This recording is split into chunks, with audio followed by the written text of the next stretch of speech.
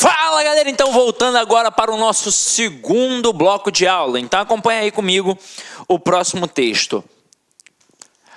A morte e a morte do poeta. Como se o camarada trabalhasse uma morte de forma diferente, uma morte de uma pessoa qualquer, e que a morte do poeta fosse diferenciada. A princípio no título é assim, vamos ver no resto. Então, ao ler seu necrológio no jornal, outro dia, o que é um necrológio?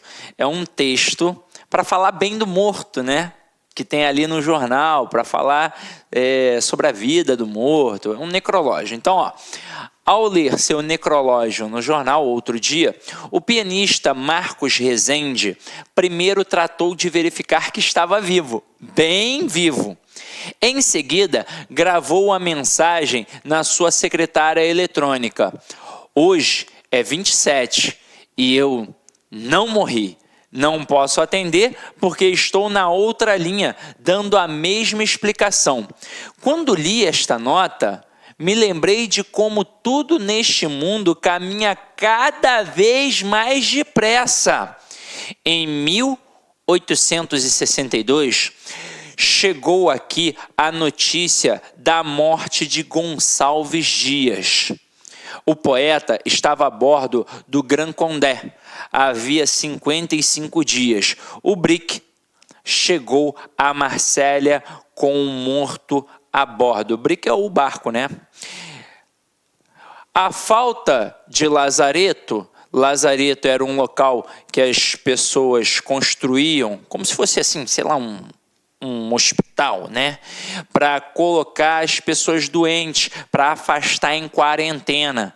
Pois antigamente, tá doente, vamos botar ali em quarentena para ficar distante das pessoas que estavam boas, sãs, pensando, assim eu não vou afetar quem está bom, então não vai correr esse risco. Depois é óbvio que descobriram que não adiantava de nada. Então, a falta de lazareto, o navio estava obrigado à caceteação da quarentena.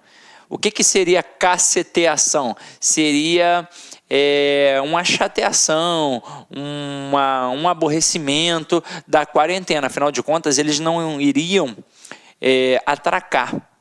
Eles não iriam parar num porto.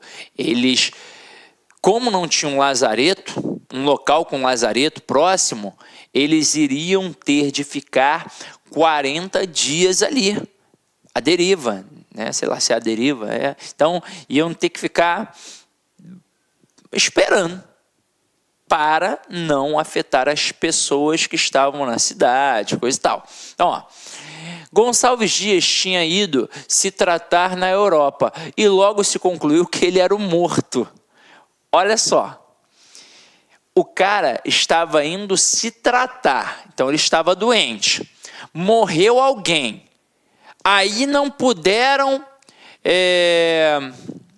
atracar o navio ali no porto, porque não tinha um lazareto. Eles tiveram que fazer a quarentena dentro do navio. Então, caramba, não tinha como a pessoa que estava lá no porto descobrir que o morto era o Gonçalves Dias ou não. Aí quem estava esperando o Gonçalves Dias pensou assim, o navio não vai atracar porque alguém morreu. Então vão fazer a quarentena lá dentro do navio mesmo. Vão colocar num quarto, alguma coisa assim, vão isolar dos outros tripulantes, mas não vão vir para cá para que as pessoas daqui fiquem doentes. Só que aí os caras pensaram, se ele veio fazer um tratamento, se ele estava doente, então foi ele que morreu. Então, chegaram a essa conclusão. A notícia chegou ao Instituto Histórico durante uma sessão presidida por Dom Pedro II. Suspensa a sessão, começaram as homenagens ao que era tido e havido como o maior poeta do Brasil. Suspeitar que podia ser mentira? Impossível! O imperador, em pleno Instituto Histórico, só podia ser verdade. Ofícios fúnebres solenes foram celebrados na corte e na província. 25 nênias saíram publicadas de estalo. O que era uma nênia, na verdade? A nênia tem dois aspectos. Poderia ser um canto fúnebre lá na hora do enterro, ou num velório, ou então um poema triste, obviamente, sobre a pessoa. Então, 25 nênias foram publicadas de estalo, 25 poemas sobre a morte do Gonçalves Dias. Joaquim Serra, Juvenal Galeno e Bernardo Guimarães debulharam lágrimas de esguicho quentes e sinceras. O grande poeta, o grande amigo, que trágica perda. Então a galera ficou triste. As comunicações se arrastavam a passo de cágado. Mal se começava a aliviar o luto fechado.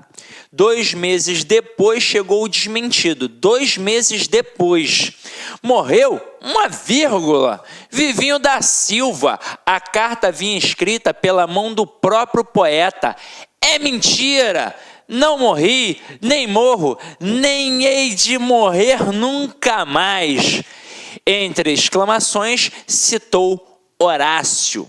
Não morrerei de todo. Todavia, morreu, claro. E morreu num naufrágio. Vejam a coincidência.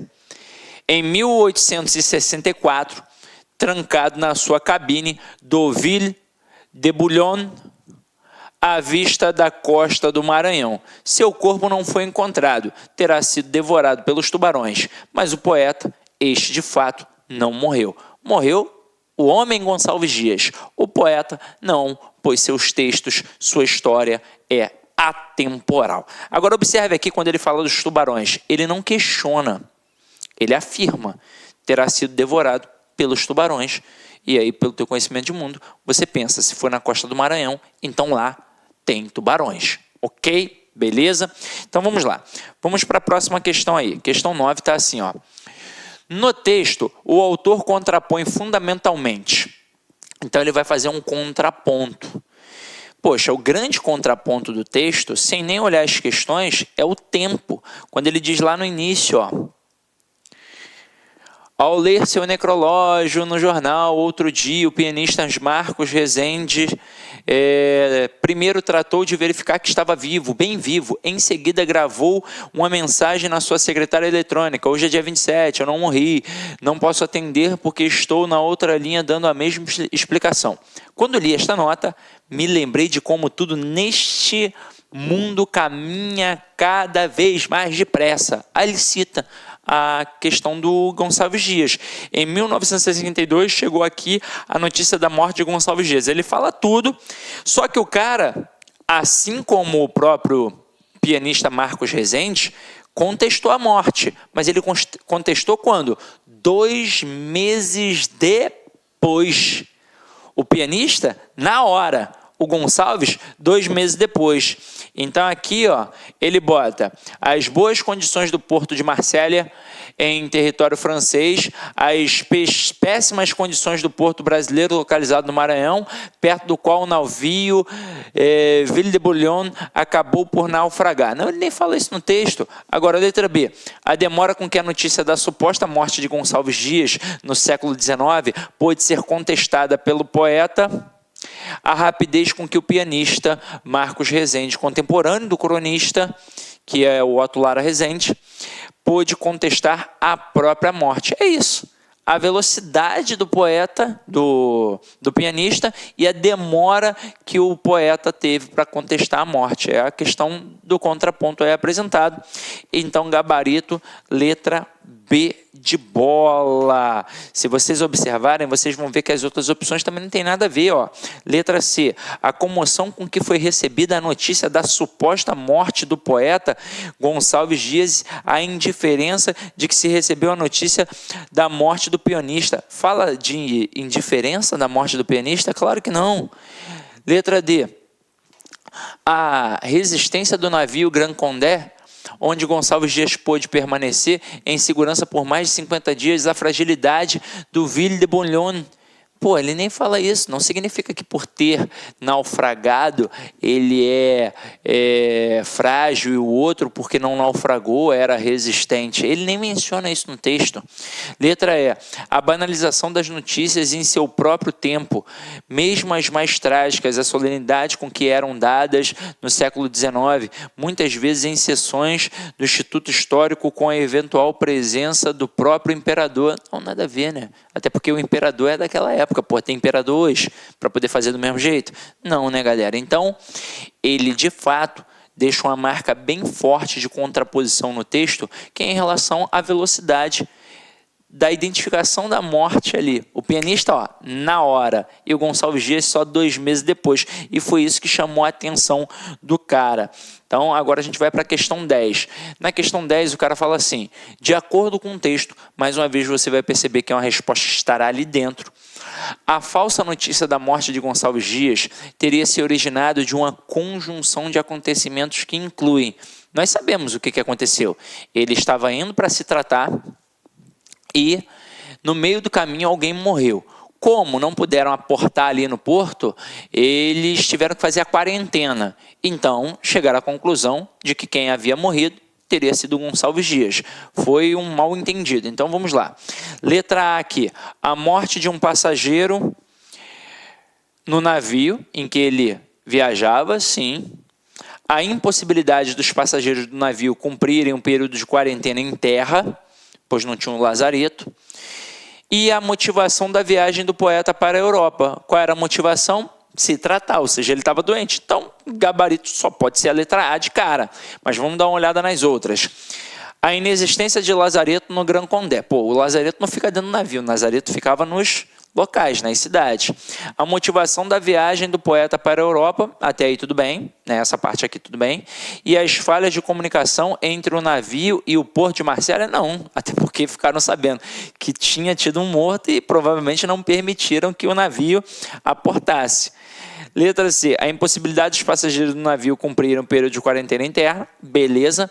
A presença do imperador no Instituto Histórico e as homenagens feitas no navio ao grande poeta, então foi por isso que pensaram que ele morreu, porque o imperador estava lá no Instituto Histórico. Não, né, gente, pelo amor de Deus. Letra D, a morte de um passageiro no navio, sim, que ele viajava, a motivação da viagem do poeta para a Europa, sim, e as falhas de comunicação entre o navio e o porto de Marsella. Não, isso inclusive nem é mencionado no texto. Letra E, a inexistência de lazareto no Grand Condé, a morte de um passageiro no navio e as homenagens feitas no Brasil ao brasileiro, ao grande poeta. Não, né? Nada a ver, né, galera? Então, não é isso, não. Então, gabarito sem sombra de dúvidas, como a gente assinalou, letra A. Próximo texto aí, para a gente brincar um pouquinho, ó. Em defesa da dúvida. Esse texto é bom, muito legal, ó.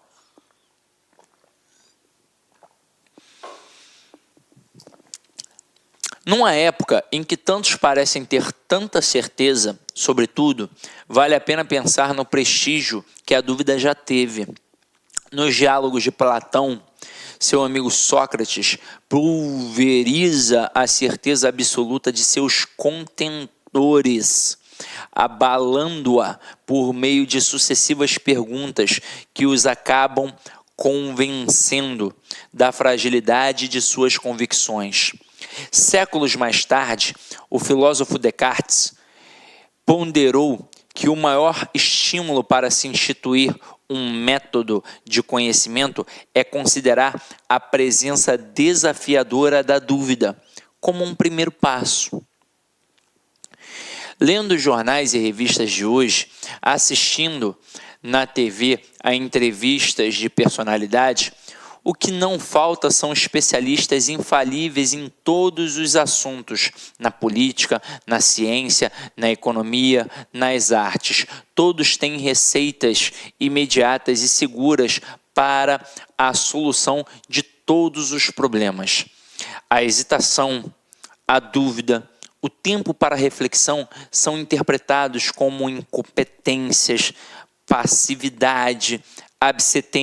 absenteísmo. O que seria absenteísmo? Essa palavra louca que aparece aqui.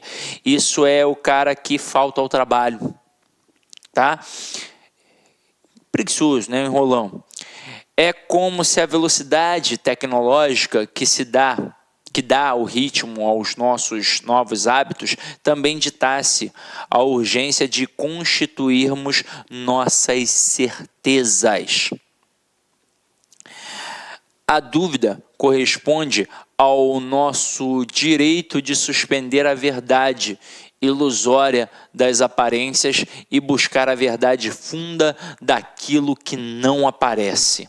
Então, olha só isso aqui que interessante, ó.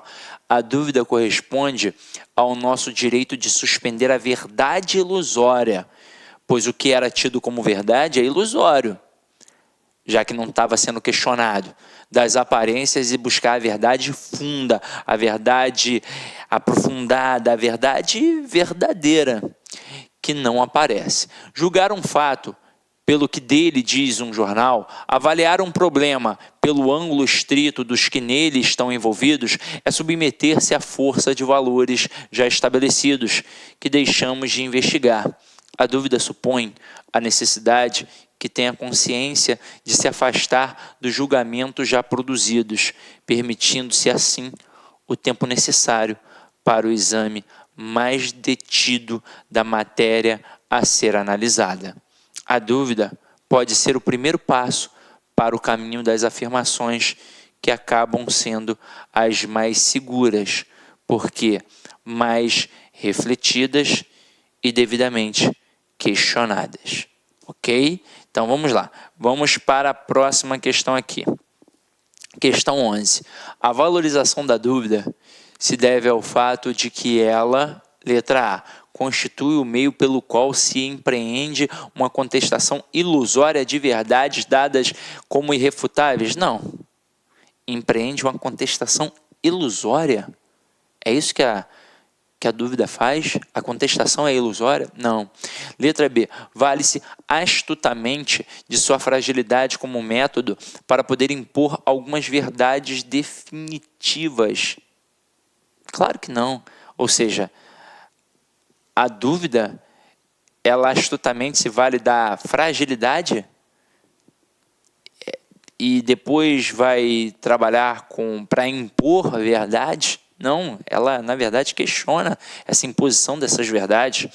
Letra C. Permite atribuir um caminho para o conhecimento ao questionar verdades dadas como absolutas. Sim, o conhecimento verdadeiro vem a partir do questionamento. Então, é isso. E, o texto é muito bacana, né? Porque hoje, na verdade, a gente tem uma galera aí, uns filósofos de Facebook, eles sabem absolutamente tudo. E a gente entra numa seara muito louca, principalmente politicamente, em que o nosso país está polarizado, né? Tem a galera da esquerda, a galera da direita, e infelizmente a galera da esquerda, quando ouve alguém da direita falando, tu é burro. E o cara da direita é a mesma coisa, tu é burro. Ninguém para escutar o que tem de positivo também de um lado ou de outro. E no final das contas, cara, a gente fica só brigando nessa discussão louca aí, e quem manda lá continua com a grana e a gente só se ferrando, né? Então, é uma parada aí interessante para avaliar essas verdades absolutas. Eu tenho que questionar, gente. E eu tenho que questionar primeiro quem? Eu, para depois questionar os outros. Então, a arte de interpelar o mundo, a começar por si próprio, é muito importante, já dizia Saramago. Então, vem aqui comigo, gabarito da 11, letra C de casa. Vamos para a questão 12. Questão 12 diz assim: diferentemente da maneira pela qual Sócrates e Descartes qualificavam a dúvida, o texto nos lembra que hoje, que há, aí letra A, quem pulverize a certeza inabalável com que alguns afirmam seus pontos de vista, juízos e convicções. Não, vamos lá, pega comigo. O que ele lembra aqui nesse momento? Ele mostra que o Sócrates, o Descartes, o Platão, eles questionavam, eles não tinham certeza. A única coisa que sei é que nada sei. Era meio que essa parada. Então, isso tinha um valor. E que hoje, questionar, ter dúvida, é coisa de fraco. É coisa de incompetente. Então, hoje, são as pessoas que sabem muito. Ó. Quando ele diz aqui,